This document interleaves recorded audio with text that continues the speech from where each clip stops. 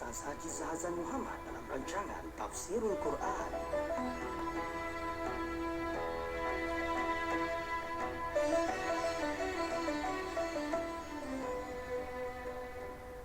Assalamualaikum warahmatullahi wabarakatuh.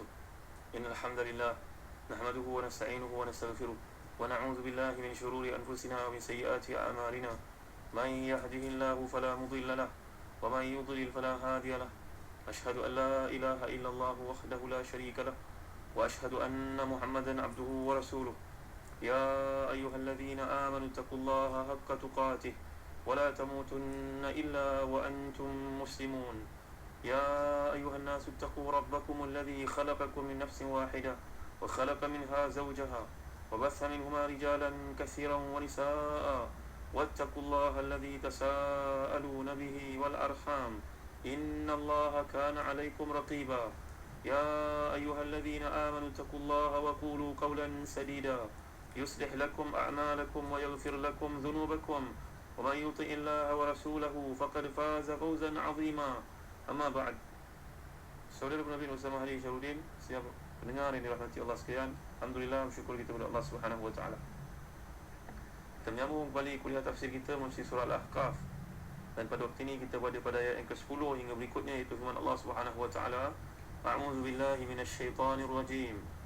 Qul ara'aytum in kana min 'indillahi wa kafartum bih وشهد شاهد من بني إسرائيل على مثله فآمن واستكبرتم إن الله لا يهدي القوم الظالمين وقال الذين كفروا للذين آمنوا لو كان خيرا ما سبقونا إليه وإذ لم يهتدوا به فسيقولون هذا إفك قديم ومن قبله كتاب موسى إماما ورحمة وهذا كتاب مصدق لسانا عربيا لينذر الذين ظلموا وبشرى للمحسنين إن الذين قالوا ربنا الله ثم استقاموا فلا خوف عليهم ولا هم يحزنون أولئك أصحاب الجنة خالدين فيها جزاء بما كانوا يعملون.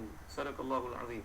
Katakanlah, terangkanlah padaku bagaimanakah pendapatmu jika Quran itu datang dari sisi Allah, padahal kamu mengingkarinya, dan seorang saksi dari Bani Israel mengakui kebenaran yang serupa dengan apa yang disebut dalam Al-Quran itu, lalu dia beriman, sedang kamu menyombongkan diri. Sungguhnya Allah tidak memberi petunjuk kepada orang-orang yang zalim, dan orang-orang kafir berkata kepada orang-orang beriman, sekiranya Al-Quran itu adalah sesuatu yang baik, tentulah mereka tidak mendahului kami beriman kepadanya. Dan kerana mereka tidak mendapat petunjuk dengannya, maka mereka berkata itu adalah dusta yang lama. Dan sebelum Al-Quran itu telah ada kitab Musa sebagai petunjuk dan rahmat. Dan ini Al-Quran adalah kitab yang membenarkannya dalam bahasa Arab untuk memberi peringatan kepada orang-orang yang zalim dan memberi kabar gembira kepada orang yang baik. Sungguhnya orang-orang yang mengatakan Rabb kami adalah Allah, kemudian mereka tetap istiqamah, maka tidaklah ada kebimbangan terhadap mereka, dan mereka pula tidak akan berduka cita. Mereka itulah penghuni-penghuni syurga, mereka kekal dalamnya sebagai balasan atas apa yang telah mereka kerjakan. Muslimin sekalian yang hati dan dikasihi Allah sekalian, Allah sengaja berfirman di sini qul, yang maksud katakanlah wahai Muhammad kepada orang-orang musyrik dan orang-orang kafir terhadap Al-Quran, ara'aytum in kana min 'indillahi wa kafartum bih. Mengapa dia sebut kataan qul ni? Kita belajar bahasa Arab seperti dinyatakan oleh Imam As-Suyuti dalam kitabnya Mu'tarakul Aqran. Qul ini adalah bagi menunjukkan, mengkonfirmkan Quran datang daripada Allah SWT. Sebagai contoh saya bagi pada tuan-tuan, bapa tuan-tuan berkata kepada tuan-tuan, Ahmad, nanti jumpa dengan pakcik, katakan kepadanya ayah jemput kenduri. Baik tuan-tuan, tuan-tuan dulu jumpa dengan pakcik, tuan-tuan berkata kepada pakcik, jom datang kenduri. Agak-agak sampai tak mesej yang sebenar yang ayah katakan itu? Belum tentu lagi tuan-tuan dimuliakan Allah sekalian. Sebaliknya, seorang anak yang amanah akan berkata kepada pakciknya dengan penuh rasa hormat, pakcik, ayah kata minta pakcik datang ke rumah untuk join kenduri yang kami adakan. Berbeza tak tuan-tuan? Maka begitu juga Allah SWT. Bila Allah menyatakan kepada Nabi SAW qul, bagi menunjukkan bahawa Nabi Muhammad pun mesti menyatakan perkara yang sama. Qul ara'aytum in kana min indillahi wa kafartum bih. Maka tentulah kenyataan yang pertama daripada seorang anak saudara kepada pakciknya, kepada pak saudaranya tak sekuat kenyataan yang kedua. Bila kedua itu, mesejnya lebih terasa kepada pakcik bahawa saudaranya sama ada abang ataupun adik yang berpesan kepada anaknya itu, anak saudaranya itu merasa terpanggil, kerana yang panggil ni saudaranya sendiri, abang kita, ataupun bayangkan kalau kita jadi pakcik ni maksudkan itu. Anak saudara kita berkata, "Pakcik, jom datang kenduri." Maknanya tak serius kan tuan-tuan. Tapi kalau anak saudara itu berkata pada kita, "Pakcik, ayah panggil datang kenduri." Beza tak tuan-tuan? Di situlah maksudnya yang dikehendaki oleh Allah SWT bila disebut perkataan qul berkali-kali dalam Quran bagi menunjukkan mesej ini daripada Allah SWT. Bukannya disampai dengan sewenang-wenangnya oleh Nabi SAW. Jadi di sini Allah menggambarkan bagaimanakah pendapat kamu, apa yang akan dilakukan oleh Allah kepada kamu jika Al-Quran yang aku bawa kepada kamu diturunkan oleh Allah SWT untuk disampaikan kepada kamu, sementara kamu kufur dan mendustakannya. Padahal seorang saksi daripada Bani Israel, seorang saksi daripada kumpulan bangsa Yahudi yang duduk di kota Madinah telah pun mengakui kebenaran yang ada pada Quran selari dengan apa yang terdapat dalam kitab Tauratnya. Faham tak tuan-tuan yang berhati dan dikasih Allah sekalian?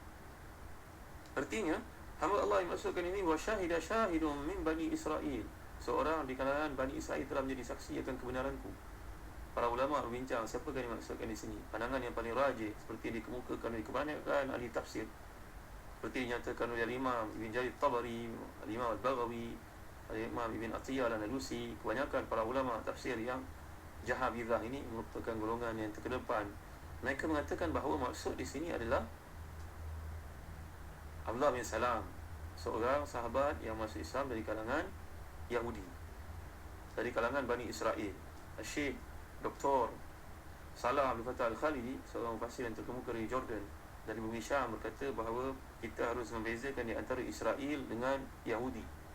Israel merujuk kepada Nabi Ishaq yang dipanggil oleh Allah Subhanahu Wa Taala dengan nama tersebut kerana kemuliaannya, kedudukannya, maksud dicintai oleh Allah SWT. Sebaliknya Yahud biasanya merujuk kepada mereka yang kejam dan berusaha untuk membunuh para nabi. Tapi pada hari ini golongan Yahudi Zionis antarabangsa sudah pun memutabalitkan fakta lalu memanggil negara mereka dengan nama Israel. Padahal tidak layak dipanggil Israel, tuan-tuan yang mulia Allah sekalian. Israel merujuk kepada hamba yang sangat dikasihi oleh Allah Subhanahu Wa Taala, itu Nabi Ishaq, anak kepada Nabi Ibrahim dari isterinya yang bernama Sarah. Pemirsa dalam hati dan dikasihi Allah sekalian.